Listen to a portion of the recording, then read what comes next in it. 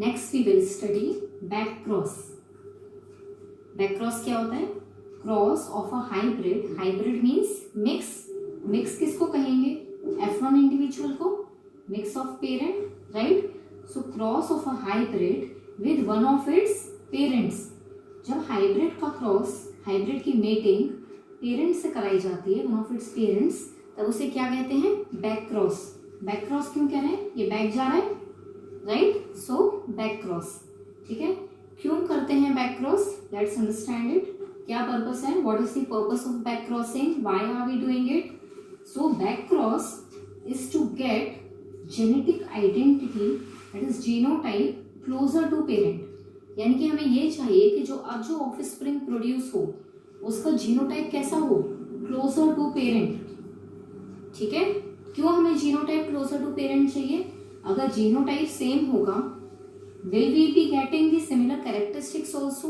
हमें similar traits चाहिए, हम चाहते हैं सिमिलर कैरेक्टरिस्टिक्स जो है वो ऑफस्प्रिंग में शो हो, हमें ज्यादा इंडिविजुअल्स मिलें जो कि सेम कैरेक्टरिस्टिक शो कर रहे हो जो पेरेंट में है, राइट। फॉर एग्जाम्पल कि हमें चाहिए कि ये सारे प्लांट्स जो हमारे प्रोड्यूस हों वो टॉल हों।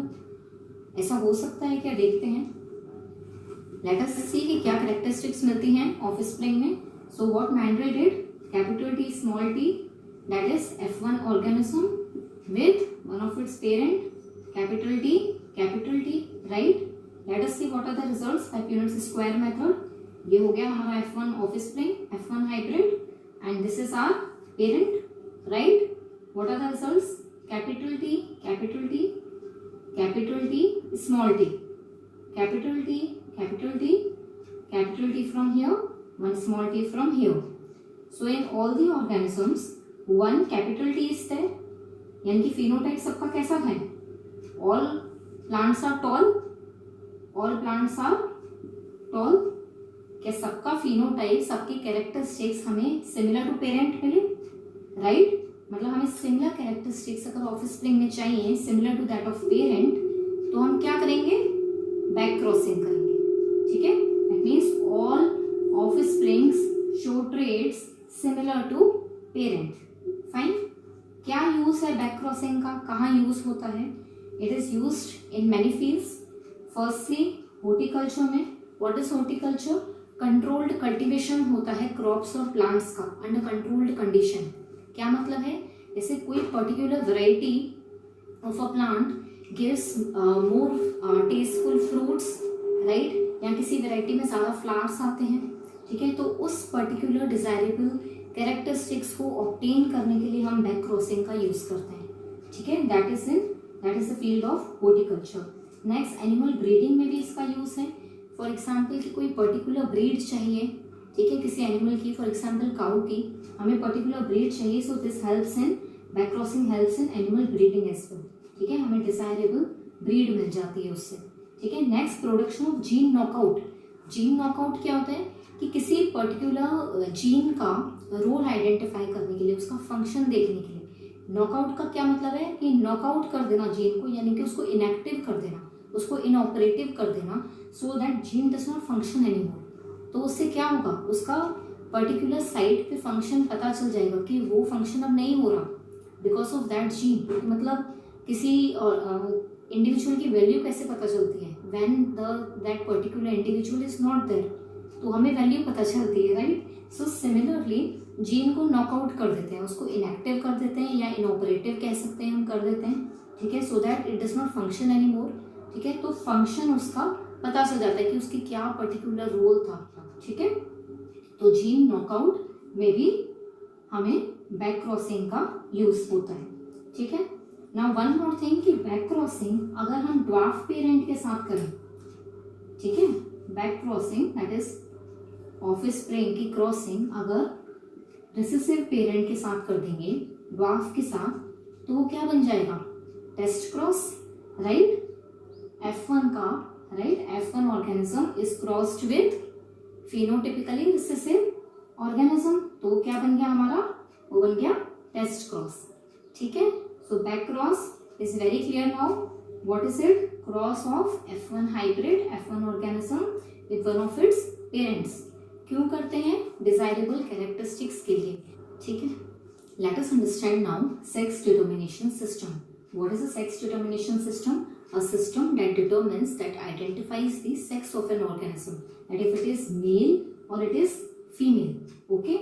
Now in most of the organisms that produce offspring, जो भी organisms offspring produce करते हैं, they use sexual mode of reproduction which involves two parents.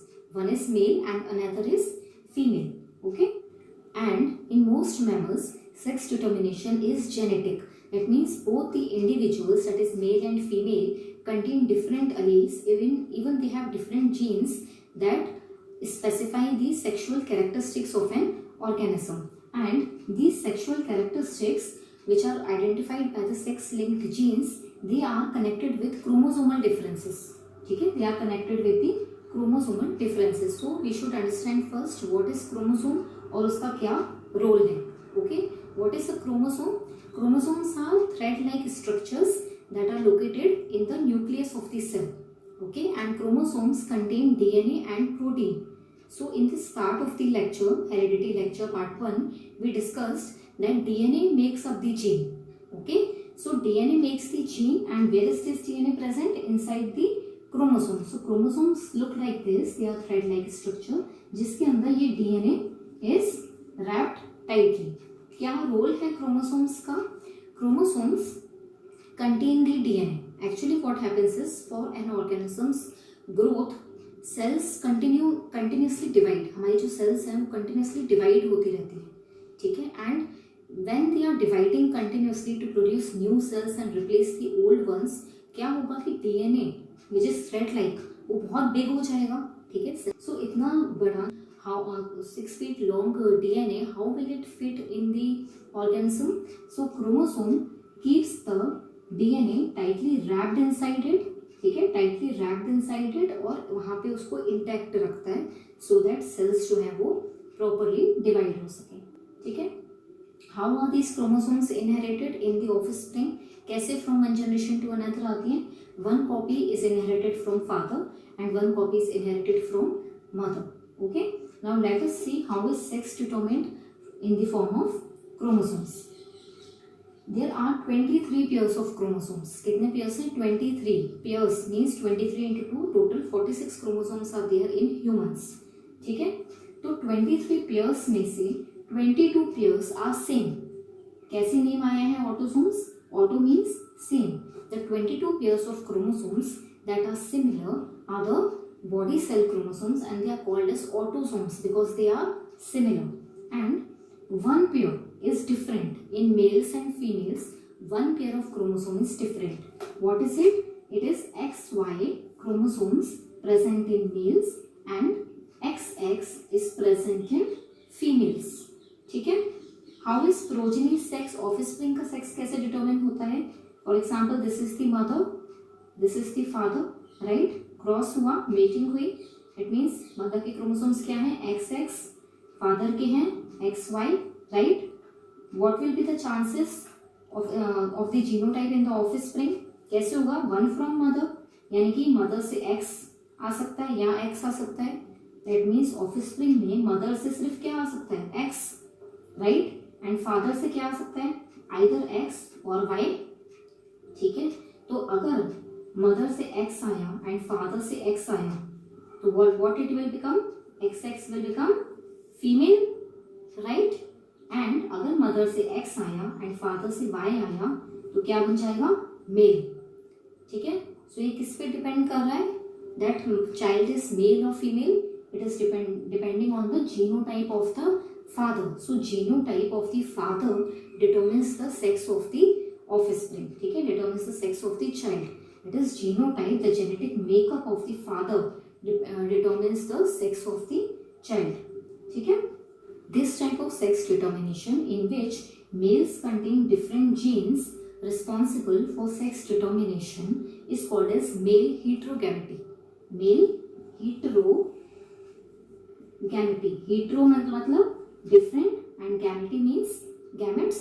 So male heterogamety is responsible for the sex of the child, that is called as the male heterogamety. Okay? I hope that you are able to understand through my lectures. If there is any doubt, You can tell me in the comment section.